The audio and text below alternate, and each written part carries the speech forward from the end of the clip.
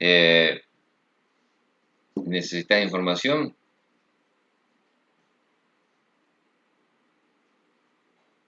No, profe, que busqué, le digo. Mm, bueno, está ahí. ¿Tuviste problema? Después te paso. Después te paso. Bueno, y no tuviste problemas, has conseguido información suficiente, ¿qué crees suficiente? No, profe, mucha información. Bueno, me alegro entonces. Lo mismo vale para todos, ¿no es cierto? O sea, busquen la información, si tienen algún problema, consultan y como hicimos o hicieron varios en la clase para el trabajo anterior, eh, eh, manden algún borrador, algo que se pueda ver antes de que hagan la presentación definitiva. Bueno, vamos a seguir avanzando un poco con el tema de la parte de incendio. Vamos a ver algunas otras cosas. Lo que vamos a ver ahora son hablar un poco de los sensores, que es algo que me estaba pasando por alto, digamos, habíamos visto la clase pasada, la red de extinción, ¿no es cierto? Los hidrantes, los componentes. Así que ahora vamos a ver la parte de sensores y si nos queda tiempo vamos a ir viendo eh, y introduciendo en otros temas, ¿no es cierto? Como el caso de de los problemas de la electricidad estática, ¿no es cierto? Si voy a pasar a compartir pantalla.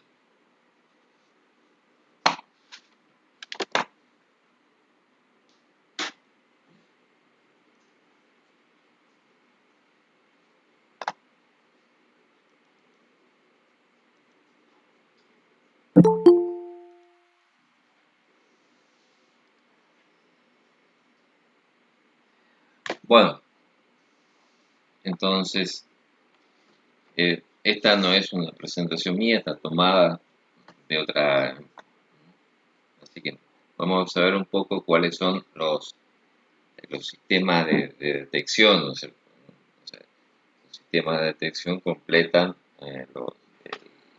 la red de incendio, digamos, las redes automáticas y lo que nos, digamos, son los que automatizan el sistema. Bueno, ¿para qué sirve la detención? La detección, digamos, o sea, en primer lugar, para descubrir dónde se está iniciando un incendio. Esto es particularmente importante cuando hay lugares o sitios donde el incendio puede ocurrir en cualquier momento, no es que no necesariamente haya gente. De hecho, buena parte de los incendios que han ocurrido en empresas han ocurrido en lugares donde no había personas, ya sea porque no es un lugar habitual donde haya, o bien porque ocurre en horarios en los cuales no hay personal.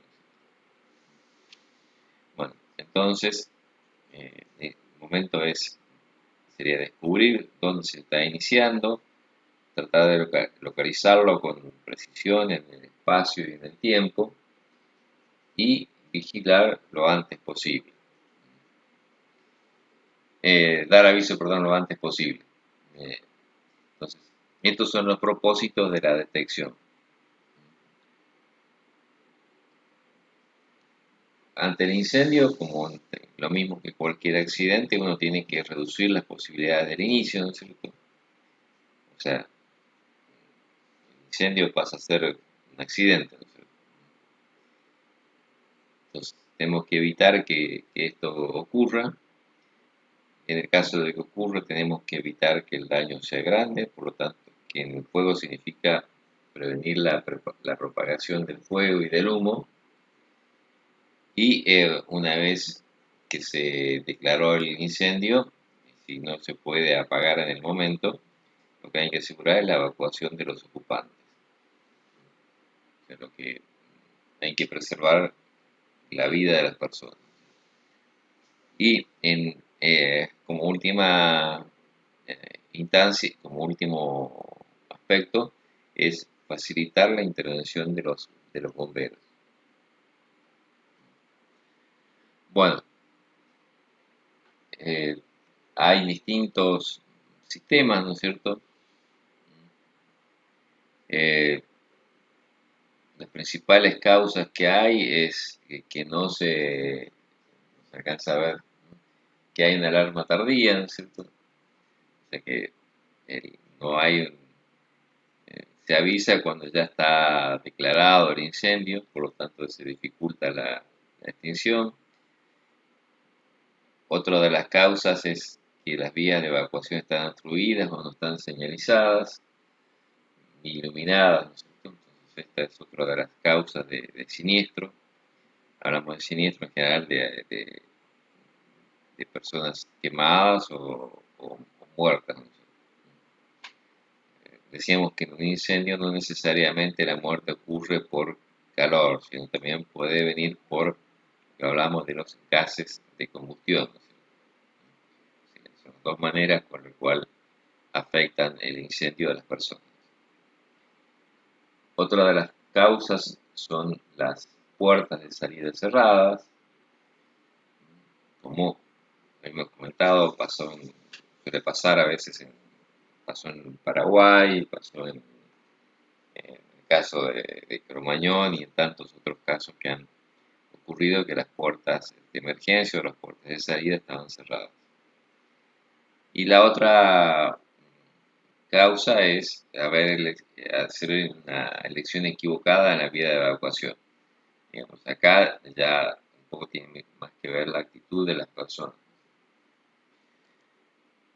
Bueno, el principio de la detección es que en una combustión se produce humo, se produce calor, hay gases y seguramente también hay llamas. O sea que podemos hablar de que hay 4 efectos de un incendio y podemos detectar la presencia del fuego o el inicio del fuego por alguna eh, de estos efectos.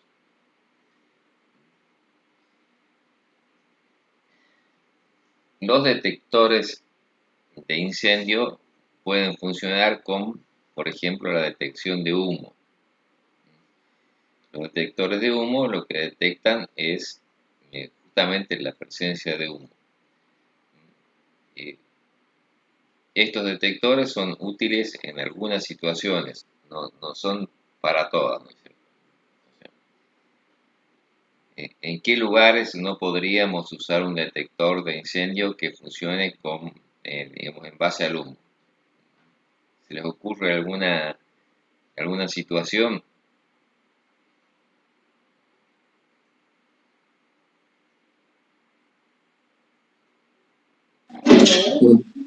En algunos lugares donde haya mucha temperatura, o la temperatura sea muy elevada, Estamos hablando de humo, no estamos hablando de temperatura, ¿no es cierto?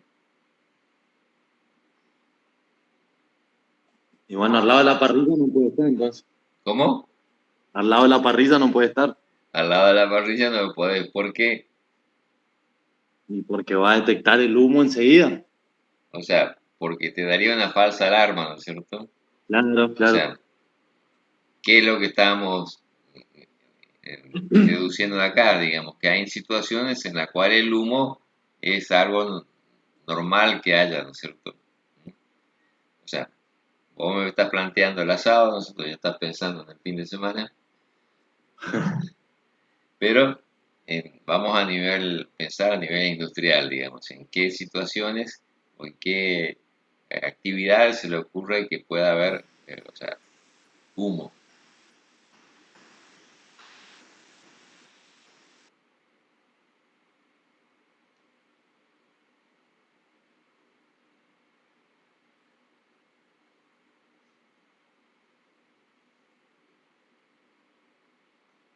¿Qué pasa si hay gente que está soldando?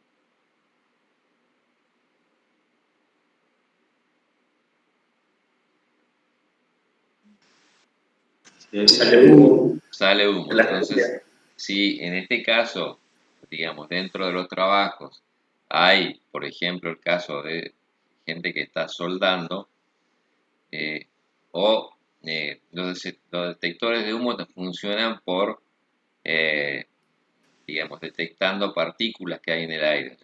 También se podría dar el caso, de, aunque no sea humo, que sea polvo, ¿no es cierto? Si tenemos mucha presencia de polvo en el ambiente, probablemente también tampoco sirvan los detectores de humo. Así que en este caso, que decíamos que tenemos soldadura, no podemos usar un detector que funcione con, digamos, de esta manera. Profe, si es un lugar abierto al aire libre, tampoco funcionaría bien, ¿no?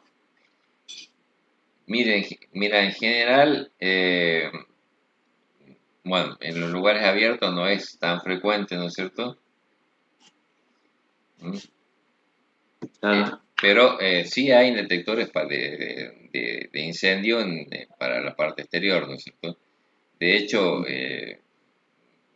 digamos, se están utilizando detectores de incendio para la parte de los incendios forestales, ¿no es cierto? Sí. Donde eventualmente en estos casos, digamos, en el caso de que sea vegetales o pastos, digamos, o árboles, lo que se queman, los sensores de humo son eficaces, ¿no? Porque me detectan, me detectan estos humos. Bueno, entonces, estos detectores nos servirán cuando el humo, o sea, o los polvos no estén presentes en el ambiente en forma normal. Otros detectores funcionan por el aumento de temperatura, ¿no es cierto? Si hay llama, hay incremento de la temperatura, entonces si hay incremento de la temperatura, yo puedo pensar de que hay un incendio, ¿no es cierto? Acá también nos enfrentamos en otras situaciones, ¿no es cierto? Que hay lugares en los cuales hay presencia normal de llama, ¿no es cierto? Ya sea porque haya eh, quemadores abiertos, o sea que la llama está expuesta, o hay equipos que eh, estén calientes, en- entonces en este caso no podríamos usar detectores de temperatura, ¿no? En temperatura también se utilizan, eh, digamos, lo que se llama de sensores de velocidad, o sea, de la rapidez con que se calienta el ambiente. Estos funcionan haciendo, si hay un incendio, seguramente la temperatura aumenta muy rápido, entonces ahí se activa, ¿no es cierto? No, digamos, no se activa por la temperatura, sino con la velocidad con que aumenta la temperatura. Los otros detectores que funcionan son los detectores de llama, ¿no es cierto? Obviamente que también hay lugares en los cuales decimos hay llama, por lo tanto no podemos usar para estos lugares.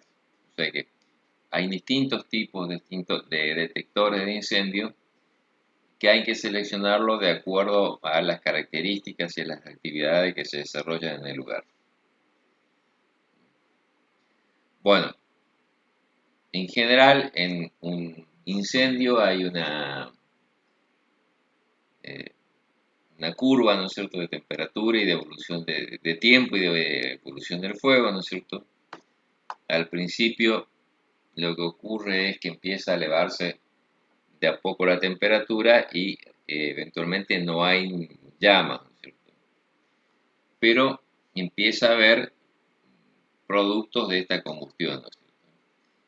Entonces ahí aparecen que si hay llama, aunque no, perdón, si hay fuego, aunque no produzca llama, hay lo que se llama ionización del aire. Entonces hay sensores que pueden detectar esto. Y en el caso para detectar los fuegos iniciales, yo puedo hacer aspirar aire de algunos lugares lugares, ¿no es cierto?, donde presumo de que pueda haber fuego. Entonces, de esta manera lo detecto, digamos, en el momento de inicio.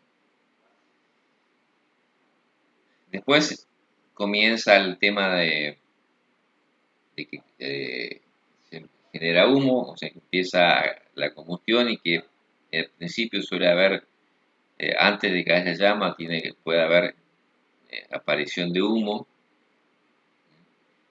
porque se van calentando los materiales y empieza a generar humo.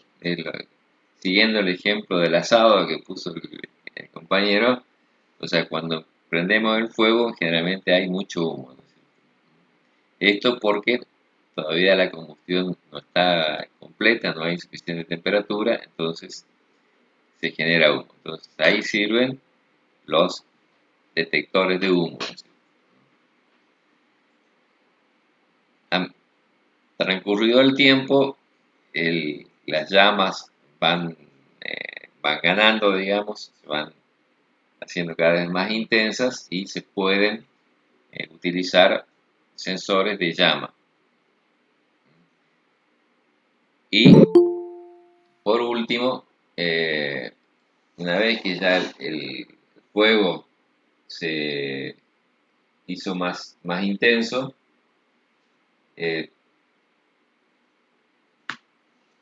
hay incremento de las temperaturas ya más notables y ahí podemos utilizarlo en función de la detección de temperatura. Bueno, ¿alguna pregunta de esto?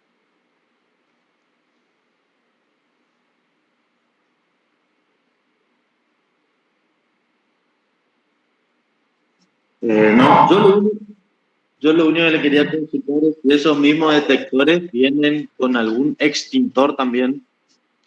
Bueno, vamos a hablar de los sensores y después hablamos, digamos, de lo que vos me preguntás. Bueno, entonces, ¿cómo funcionan estos equipos? Los detectores de humo iónicos funcionan para humos invisibles, o sea, gases de combustión invisibles. Hay sustancias que arden sin que no se ve la llama, ¿no es cierto? Uno de ellos es el metanol, por ejemplo, que la llama es invisible. Entonces, ahí hay gases de combustión que no, o sea, hay fuego y hay gases de combustión que no se ven. Entonces, funcionan de esta manera, ¿no? El fuego produce la ionización del aire y de esa manera eh, se detecta son muy sensibles. Uno de los problemas que tiene es que tienden a ensuciarse.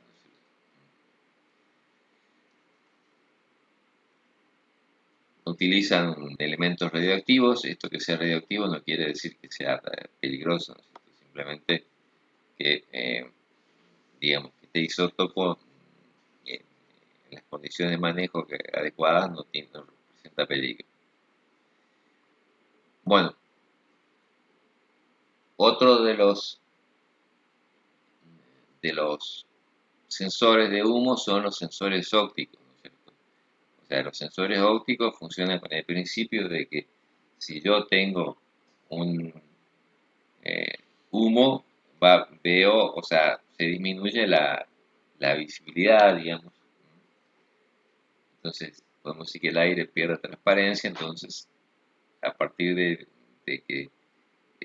esta pérdida de transparencia del aire, yo puedo detectar la presencia de humo. Bueno,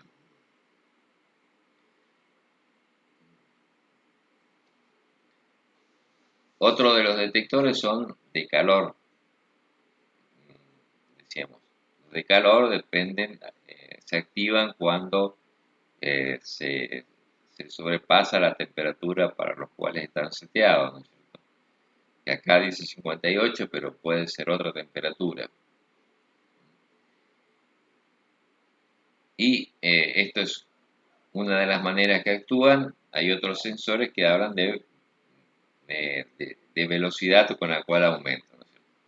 Entonces, estos son un poco más sofisticados, se requieren de que digamos, un equipo más, digamos, un control automático que vaya registrando la temperatura y evaluando cómo cómo se va incrementando. Generalmente un incremento rápido de temperatura significa que hay un incendio. Bueno, otros detectores son de calor, ¿no es cierto?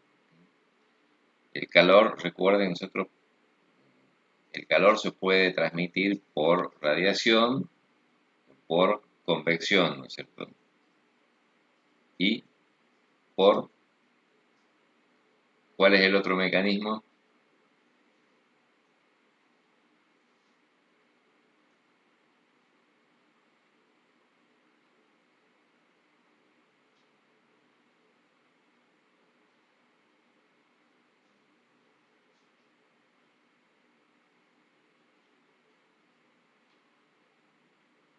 El otro es conducción, ¿no es cierto?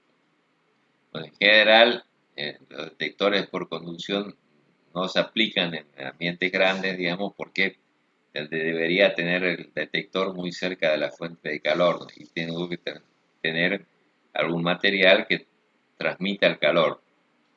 Pero sí, los otros efectos se tienen en cuenta en los sensores de calor, de fuego. Detectores de calor hay distintos tipos, ¿no es cierto? De fusible. Fusible es un material que se funde, que se licúa a determinada temperatura. Entonces, cuando se licúa, se funde, digamos, este sólido, se activa el sensor. Otros son de bulbo, ¿no es cierto?, que tiene un sensor que sería, funcionaría como el termómetro, ¿no es cierto? El termómetro, ¿cómo funciona? Tenemos un líquido, el termómetro de líquidos, ¿cierto?, mercurio, de alcohol. Un líquido que tenemos en una ampollita chiquita y que con el calor se expande y tenemos una, una escala graduada que nos va indicando la temperatura en función digamos, de la expansión, de la dilatación de ese líquido. Así funcionan los de bulbo, ¿no es cierto?, por ese mismo principio. Los otros son los bimetálicos. Si yo tengo dos materiales pegados que se dilatan de distinta manera con el calor y los uno, los tengo pegados como si fuese una, digamos, unidos, aquel que se caliente, que se dilate más, lo que va a producir es una expansión mayor, por lo tanto va a tender a curvarse, a doblarse, y esto va a actuar sobre un sensor. ¿En qué elemento electrodoméstico de la casa hay sensores bimetálicos que actúan como interruptores?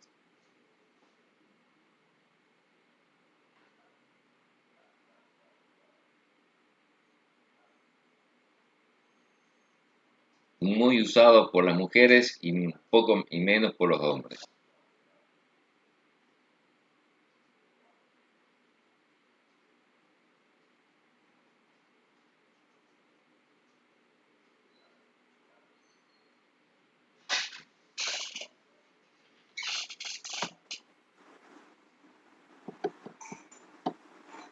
¿Nos mató? ¿Qué es? ¿Cómo? ¿Puede Nos repetir mató. la pregunta, profe? Sí, o sea, los sensores bimetálicos, decíamos, ¿eh?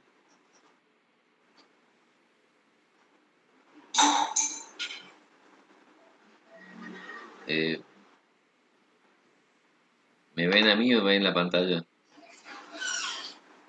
¿A usted? Bueno, espere que vamos a ver. Bueno, yo tengo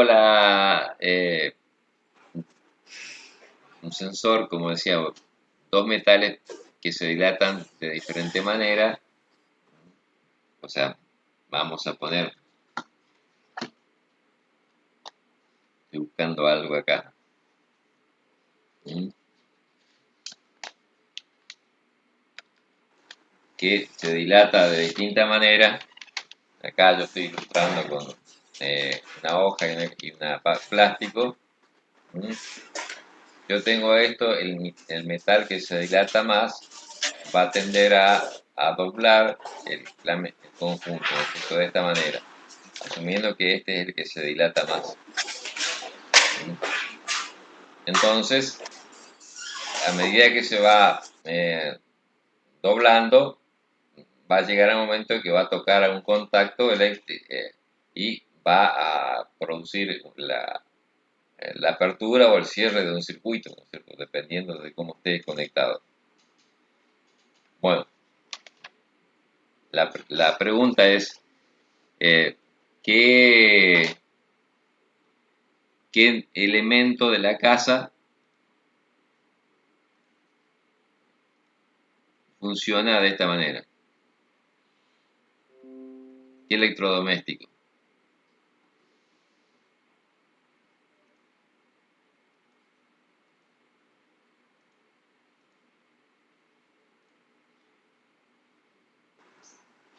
¿La plancha puede ser, profe? Muy bien, la plancha. La plancha es un elemento que funciona, o sea, que se enciende o se apaga, digamos, por un, digamos, sensor, digamos, de este tipo.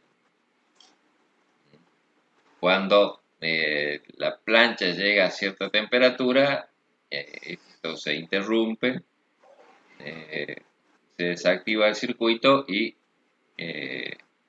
ya podemos decir, la plancha, la resistencia se apaga y Claro. cuando baja la temperatura de cierto valor, se vuelve a activar. Claro, como que corta. Exacto, produce el corte, ¿no? Así que eso es cómo funciona.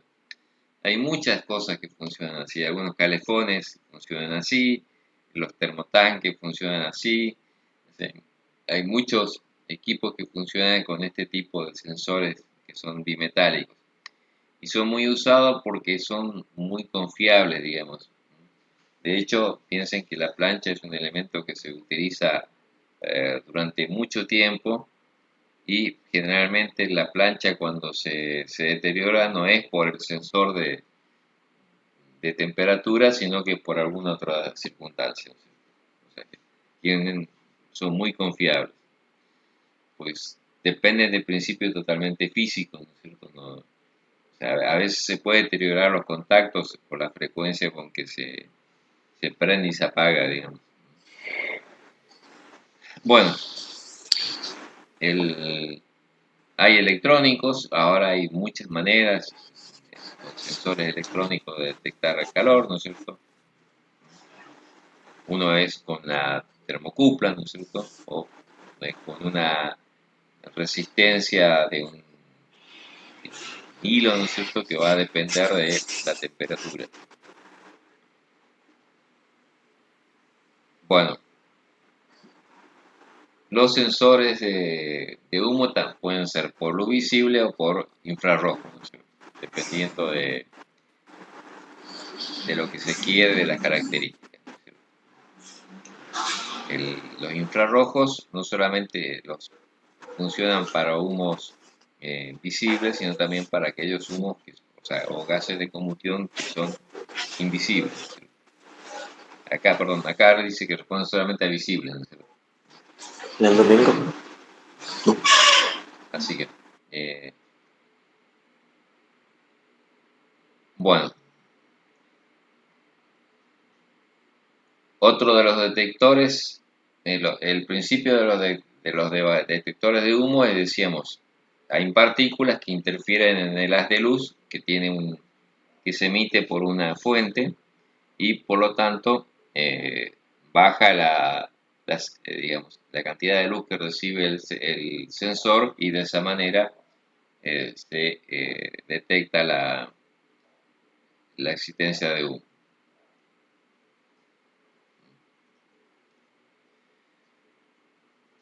Bueno, otro tipo son los detectores de llama, ¿no es cierto?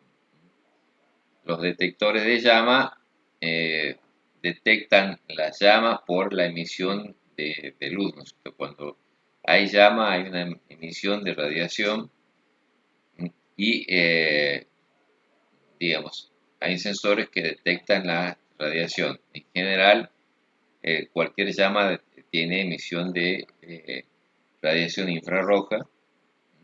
Entonces se puede utilizar radiación infrarroja, se puede utilizar ultravioleta, dependiendo de las características del fuego y del material que arda. En principio, los materiales puros cuando eh, arden, emiten radiación en determinadas frecuencias.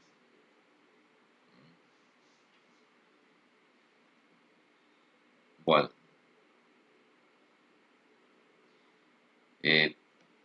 este otro tipo de detectores de humo, ¿no es cierto? En este caso funcionan por aspiración. Acá estamos tratando de tomar el fuego apenas digamos, antes que se declare el fuego, digamos, ni bien se calienta ni empieza a generarse humo. Entonces se pueden ubicar eh, tubos de muestreo como de aspiración en distintos lugares de un galpón o de un establecimiento y eso van a un sensor y a partir de lo que digamos, que se setea en el sensor va a disparar la alarma. Si no hay sistemas automáticos, recurrimos al sistema manual, ¿no? Una alarma manual.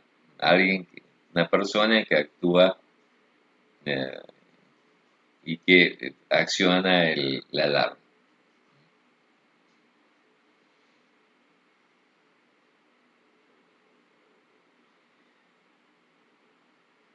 Bueno, hay actualmente sistemas convencionales. Acá está el hombre de piedra con la tuerca, digamos, que es lo que decíamos, esto es lo más viejo, pero de hecho se sigue usando porque hay lugares en los cuales es muy importante, o sea, no se pueden poner muchos automatismos, o por ahí son caros, ¿no es cierto? Y después vienen los analógicos, los digitales, hay de todo tipo.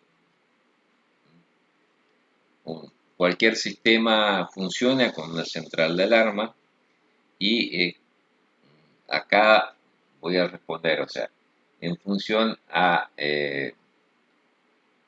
digamos, a cómo está armado el sistema, va a ser la respuesta que hay. La respuesta puede ser que se activen, por ejemplo, los sprinklers, los rociadores. Es una de las posibilidades. Esta, esta acción puede ser localizada, si yo puedo localizar el lugar donde está el fuego, o puede ser general si no hay separaciones, ¿no es cierto? Así que hay distintas formas. Una vez que tengo una señal eléctrica, digamos, todo esto se convierte en señales eléctricas, yo puedo hacer casi cualquier cosa, ¿no es cierto? Activar un sistema de rociadores o de otro tipo, puedo activar también un sistema que me inyecte dióxido de carbono o digamos, uno de los agentes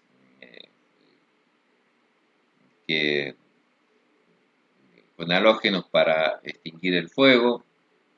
Puedo hacer sonar alarmas, ya sea eh, sirenas o con iluminación. Puedo manejar la señal y activar sistemas que están a distancia, ¿no es cierto?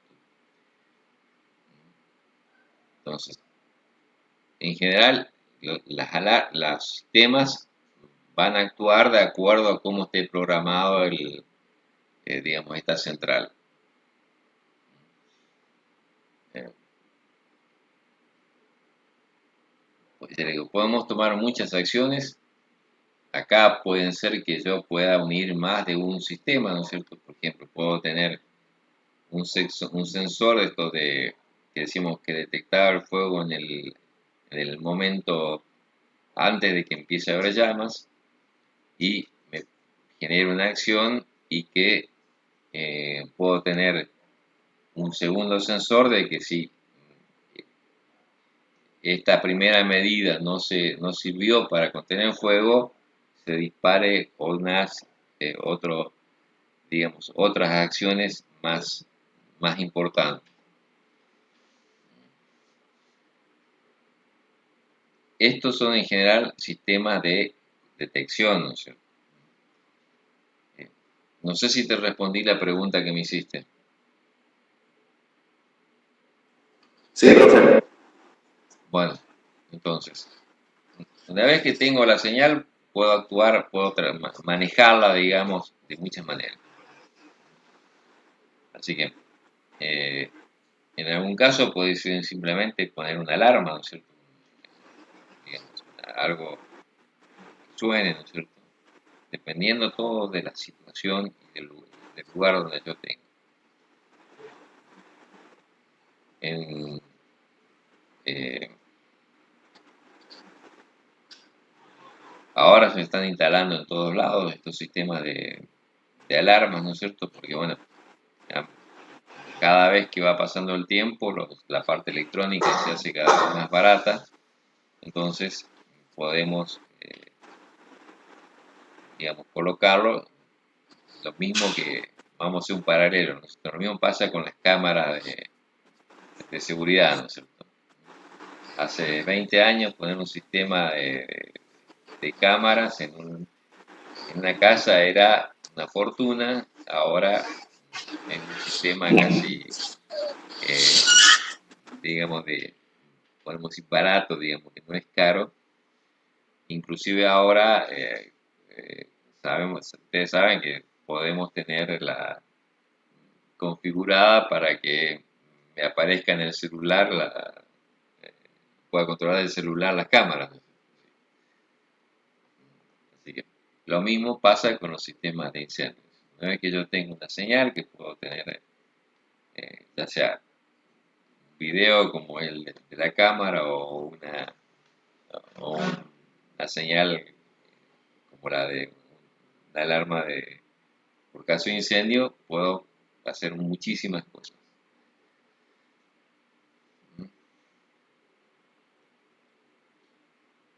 Hay también sistemas que funcionan automáticos, que no dependen de estos sensores. Por ejemplo, en forma, digamos, hace muchos años que existían los sistemas automáticos de extinción que estaban basados en estos sustancias que, como hablábamos antes acá, de tipo fusible, ¿no es cierto? Entonces, en, había en muchas casas, o sea, no tanto en Argentina, ¿no es cierto? Pero en Estados Unidos, en Europa se utilizaba bastante, de que sobre todo en la cocina se ponía, y en los dormitorios, que son los lugares más críticos, ¿no es cierto? Desde el punto de vista de incendio en la casa, se ponían rociadores que tenían digamos, podemos decir una válvula, ¿no es cierto?, que funcionaba de que una vez que se eh, fundía el material, se activaba el rociador en forma automática. O sea, podemos decir que tiene un taponcito de este material.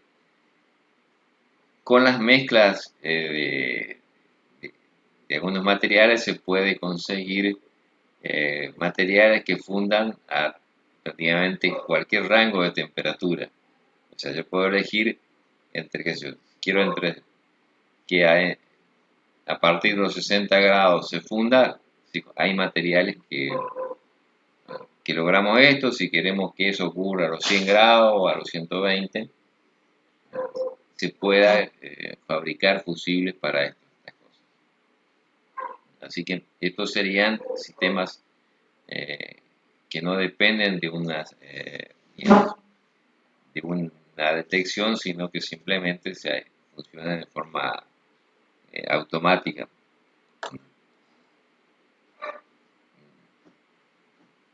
En las casas ocurría, porque en general decimos en la cocina es porque son lugares de y los dormitorios, porque en caso de incendio generalmente las personas están durmiendo y por lo tanto no tienen tiempo de escaparse.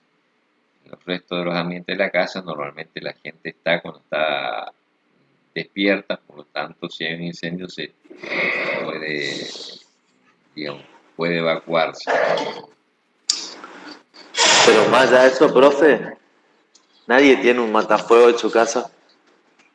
No, no diga nadie, yo tengo un matafuego en mi casa. Bueno, pero son pocos, sí. Bueno, Yo lo único que tengo es el del auto. bueno, están, o sea, ¿cuál es la diferencia que hay entre las casas en la Argentina y las casas que hay en Estados Unidos, en Europa? Que son prefabricadas las otras. En general, Son, las casas que están en Estados Unidos y en Europa hay muchas construcciones de madera o de materiales que se pueden arder fácilmente. Nosotros tenemos un sí. estilo de construcción que hasta ahora, digamos, porque se viene toda la construcción en seco, eran ladrillos y cemento, por lo tanto era mucho más difícil que haya incendios. De hecho, siempre hay peligro, ¿no es cierto? Pero obviamente Uy, que, digamos, si hay una falla eléctrica, salvo que sea algo que esté en contacto con material combustible, a nosotros se nos quema la instalación eléctrica, pero no se nos incendia la casa. Digamos, en una construcción de madera, en el momento que haya digamos, un chispazo o una pérdida de corriente, seguramente es una posibilidad de incendio. como le pasó a la Serrano. Si no sé bien qué le pasó a la Serrano, Y se quemó. Ah, claro, ella se quemó, no sé bien cómo fueron las causas porque no leí, no me interioricé, di- digamos. Pero dice que contanos qué pasó. dicen que una dicroica empezó a andar mal y empezó a chispear y justo estaba abajo de la cama Ah, o abajo de algún sillón, algo así, digamos. Y ahí empezó a hacer el fuego, la llama. y sí, en general, yo le digo, en nuestras casas pasan, la mayor parte provienen de la parte eléctrica, pero no es que se inician en las paredes o una cosa, sino en alguna, como decís, en la cama, en un sillón, en algún material que sea combustible. Además es raro, profe, porque el disyuntor está para eso también, para prevenir alguna falla del circuito, ¿no? Y bueno, pero ¿estás segura que tenía disyuntor? No, digo, pero es lo más común, digamos, que, qué sé yo. Claro, bueno, pero los disyuntores tienen, una de las funciones que tienen es esta, ¿no es cierto? La de prevenir la fuga de corriente con ello no solamente previenen los, los riesgos de electrocución, sino también los riesgos de incendio. De incendio, sí. Pero piensen una cosa, que los disyuntores funcionan por corriente de fuga, ¿no es cierto? Pero ¿qué pasa si yo tengo un disyuntor, suponete que esté para 40 amperes, pero la llave que tengo, la otra instalación, es para 20 amperes. O sea, voy a tener un momento en algún lugar en el cual va a fallar la aislación y no la va a detectar. y no la va a detectar hasta que haya una corriente de fuga y probablemente en ese momento ya haya suficiente calor como para, digamos, provocar la combustión de algún material. Porque Claro. vieron que tengo una mala conexión o algo, empieza a calentarse y muchas veces nosotros nos damos cuenta de eso porque sentís el olor a quemado, ¿no es cierto? Sentiste el olor a quemado porque había temperatura y obviamente que si había algún material combustible cerca, se hubiese encendido. Así que, sobre todo hay muchos materiales como los plásticos o las telas sintéticas ahora que, digo telas, pero en realidad los acolchados, todo eso son de material sintético que arden fácil. Perdón, no te escuché.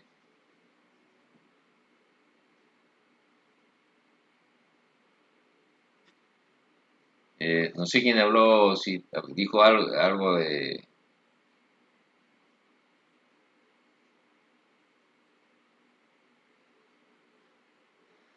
Bueno, seguimos entonces.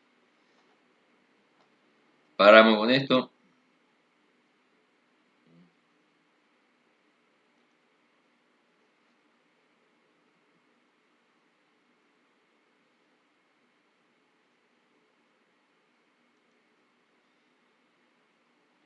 Bueno, vamos a ver ahora lo que es el tema de la electricidad estática, ¿no?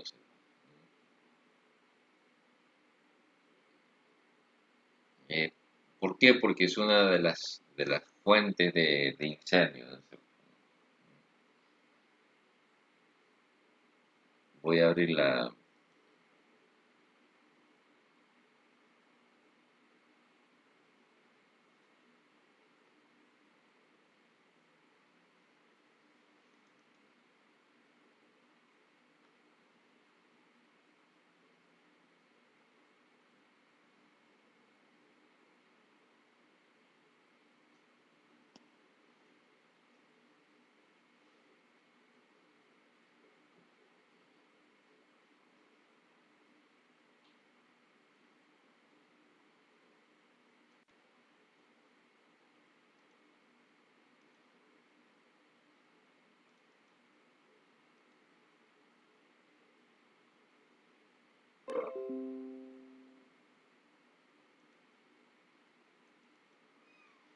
Bueno, voy a hablar un poquito de electricidad estática. Eh, bueno, ¿alguno sabe de qué que hablamos cuando hablamos de electricidad estática?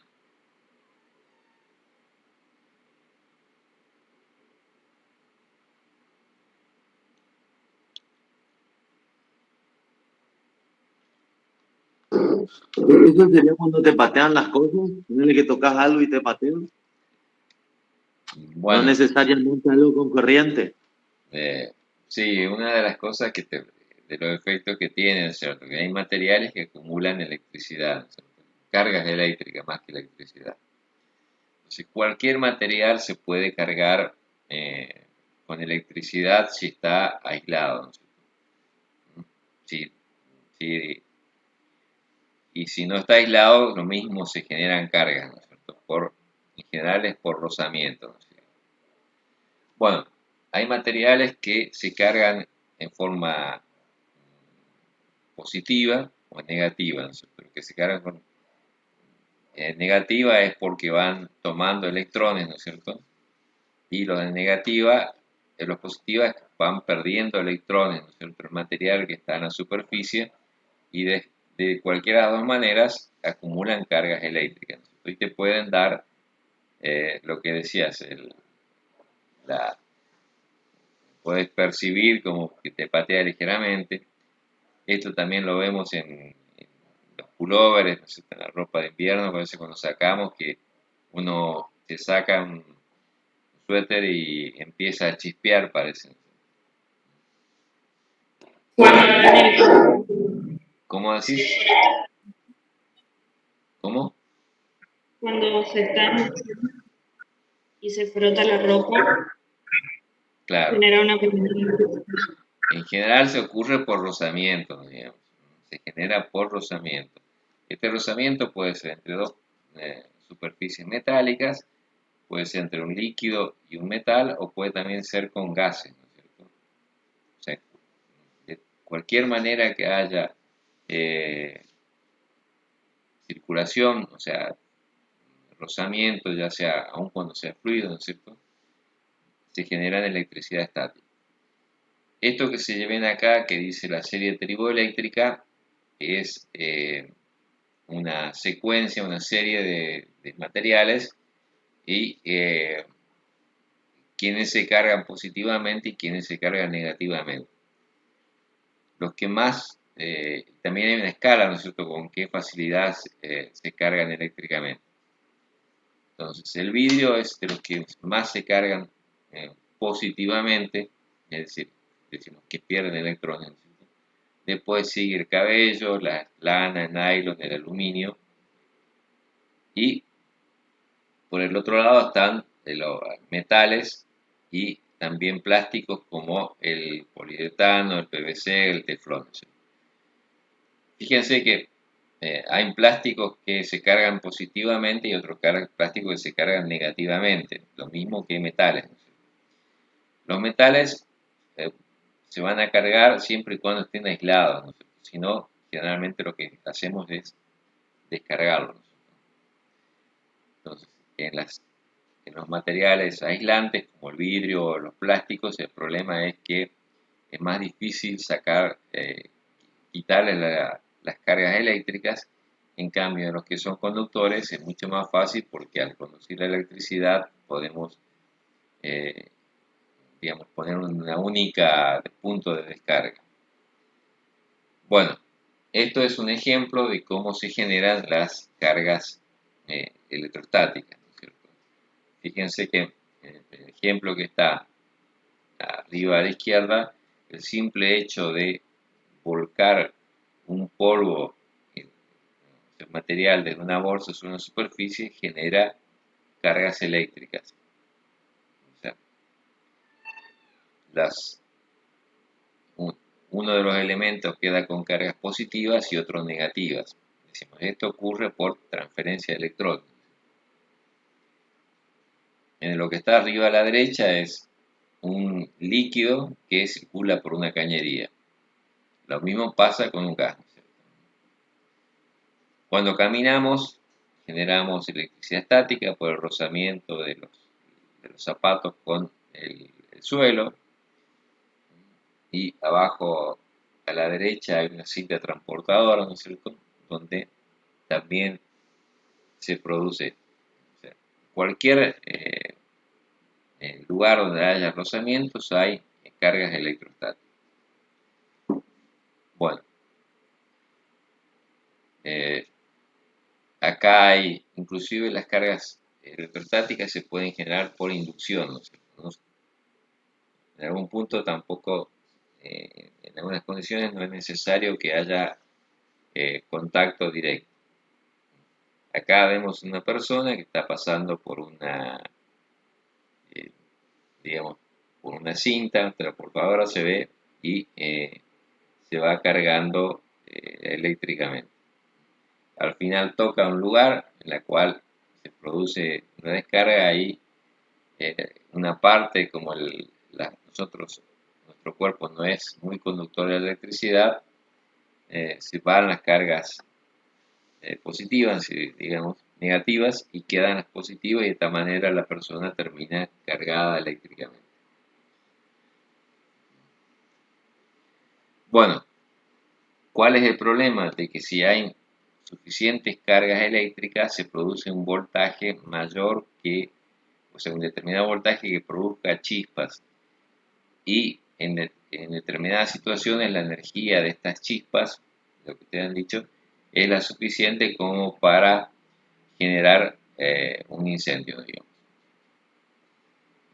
Acá hay, digamos, cómo uno debe actuar para manejar sustancias que en general esto, o sea, ese manejo de materiales que son combustibles, ¿no es cierto? Alcohol, nafta, cualquier otro material, donde es necesario conectar eléctricamente los dos recipientes para que no ocurra esto.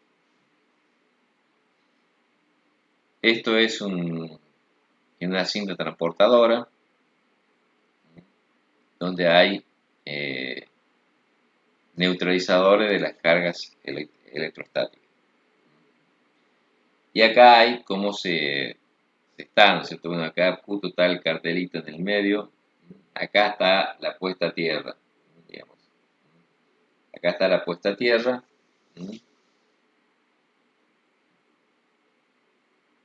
Acá, como elemento de puesta a tierra para neutralizar las cargas eléctricas, se utiliza la armadura de la columna. O sea, acá ahí aparecen, hay equipos.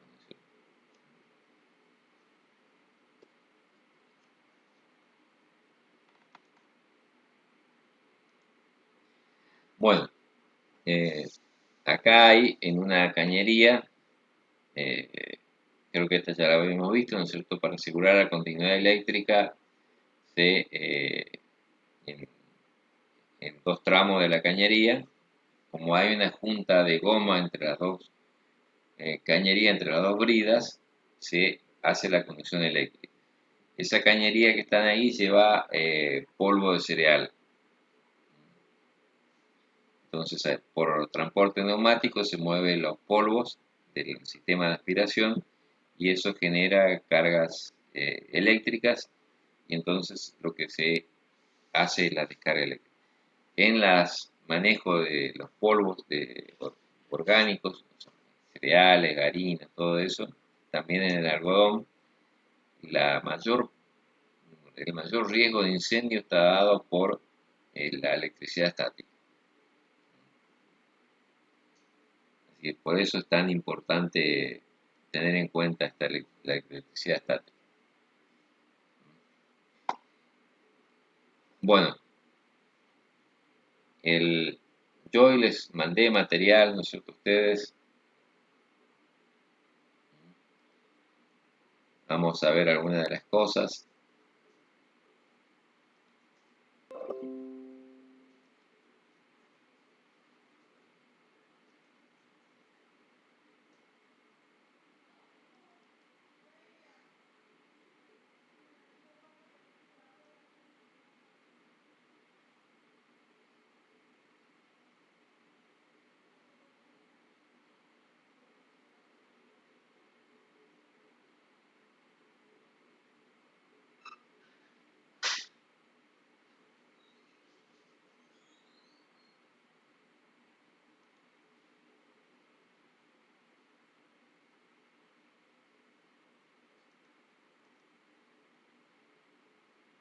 Pasa que no se ve.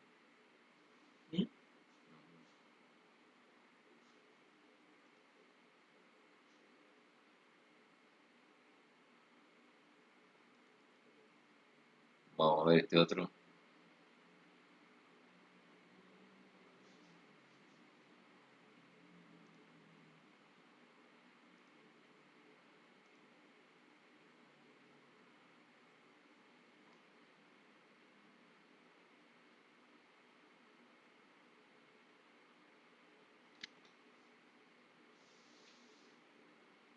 Aguarda un momentito. Bueno, esto es un caso, digamos, donde se produjo un incendio en un ingenio azucarero por el polvo del azúcar, ¿no?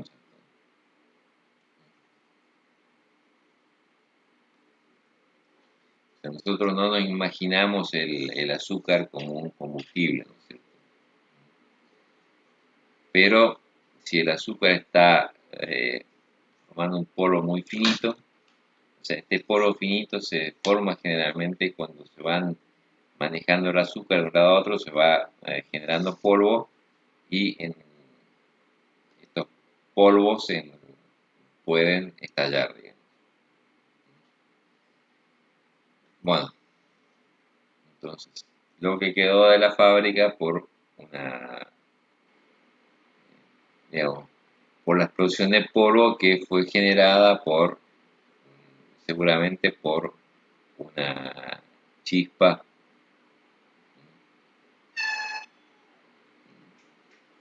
Acá aparece, no sé si alcanzan a leer, dice, como fuente de fricción, que una descarga de electricidad estática puede ser suficiente como para producir llamas.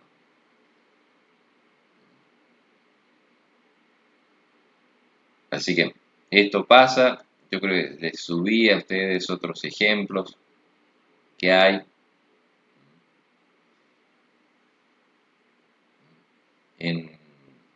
También dentro en las empresas que manejan combustibles, todo, por ejemplo, YPF, acá tienen la suela de los zapatos, tienen zapatos que tienen suela antiestática, ¿no es cierto? Que no generan, que reducen al mínimo la carga electrostáticas.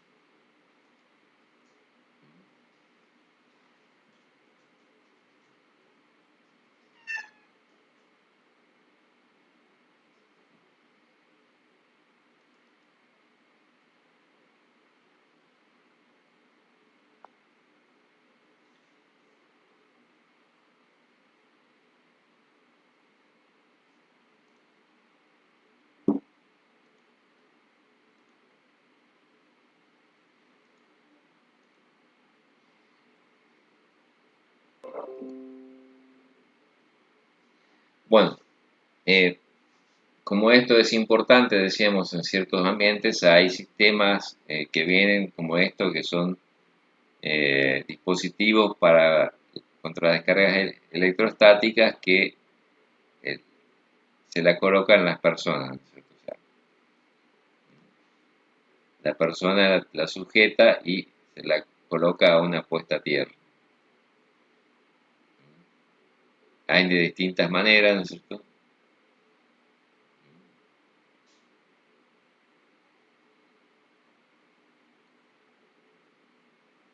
Hay distintas maneras de reducir las cargas estáticas. Ya digo, esto ocurre en cualquier material, en cualquier situación. Lo, lo peligroso es que esto puede generar un incendio de presencia de materiales que son eh, combustibles, como el caso, decía, de los polvos orgánicos o la presencia de vapores o de gases, ¿no? Que son combustibles. Entonces ahí el tema de la prevención de las cargas electrostáticas es fundamental. Bueno, yo también les subí a ustedes hoy la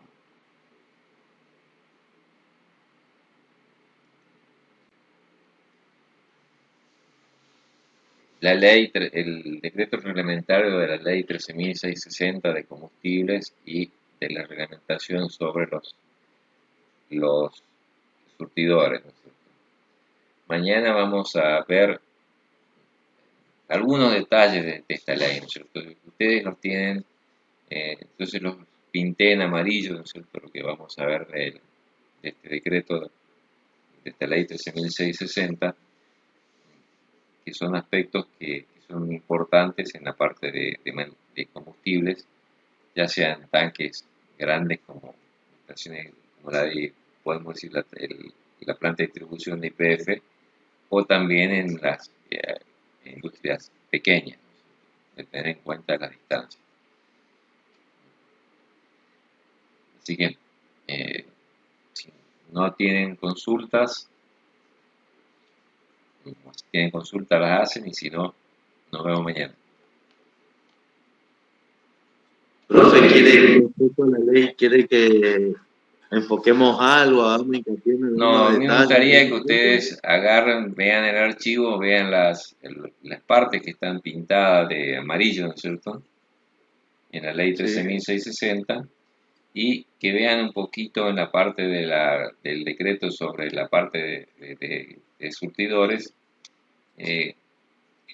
lo, qué precauciones hay que tener cuando se carga combustible y algunos aspectos de la seguridad en las instalaciones. Ahí no les marqué nada, pero me interesa más que nada la parte de manejo y alguna parte preventiva, ¿no? Perfecto. Y otra cosa, me quedé con la duda del aparato este que usted nombró, que es para hacer la descarga de la energía estática, esta de la electricidad estática.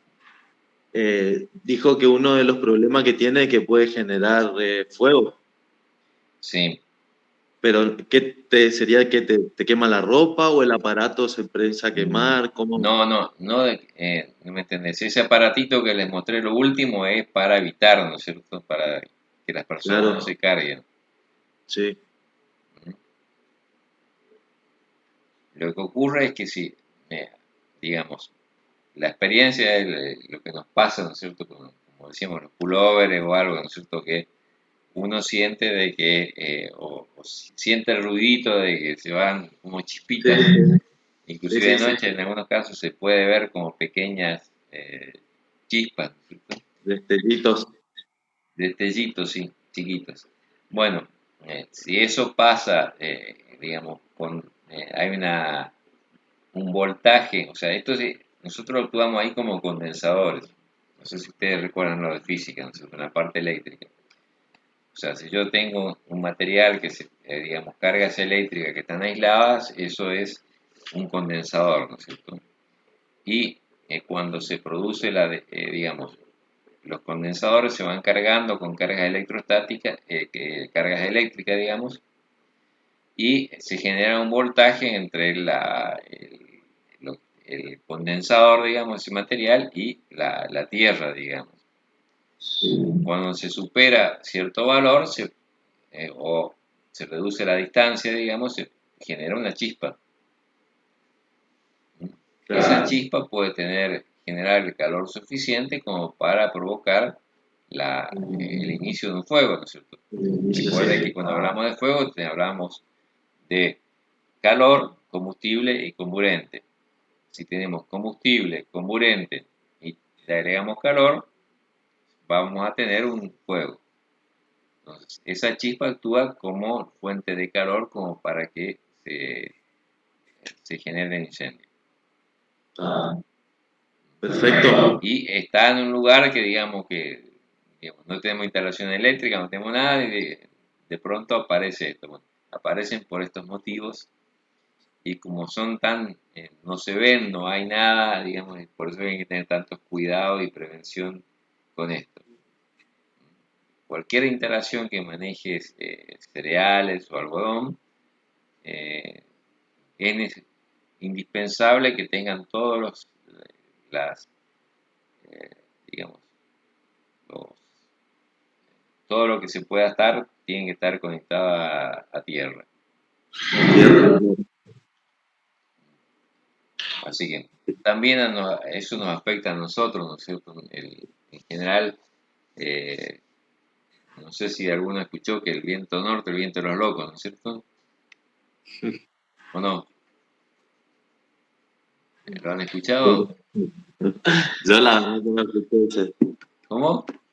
Yo no había escuchado el término, profe. ¿No vas a escuchar eso?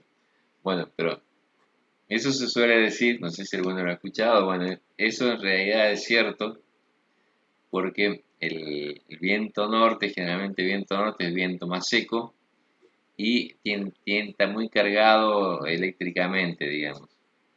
Y a nosotros las cargas eléctricas nos afectan en el comportamiento. Y entonces nos producen ciertos trastornos. Hay personas que son más susceptibles que otras, ¿no es cierto? Pero eh, hay modificaciones en la conducta que pueden estar dadas por la acumulación de cargas electrostáticas. Así que no es eh, tan descabellado el término. Así que También por ahí habrán escuchado que dice hay que tocar, hay que descargarse, hay que tocar metal o algo para descargarse. Bueno, en muchos casos es cierto. Así que, Sí, sí. bueno, hay gente que, digamos, muchos de las que están en esas, eh, digamos, eh, ligados a costumbres como el Feng Shui u otras cosas de este tipo, eh, inclusive dicen de que uno tiene que andar descalzo, que tiene que usar cierto tipo de calzado, de ropa para por esto. Y mucho tiene que ver con con las cargas electrostáticas. Totalmente. La Así puerta que del auto, los autos ni se hablar. cargan eléctricamente, digamos, por rozamiento. En una época estaban de moda las colitas ruteras, ¿no es cierto? Que eran para descargar. Mirá vos. Y hay casos, bueno, algunas de las cosas de la prevención de las descargas están ahí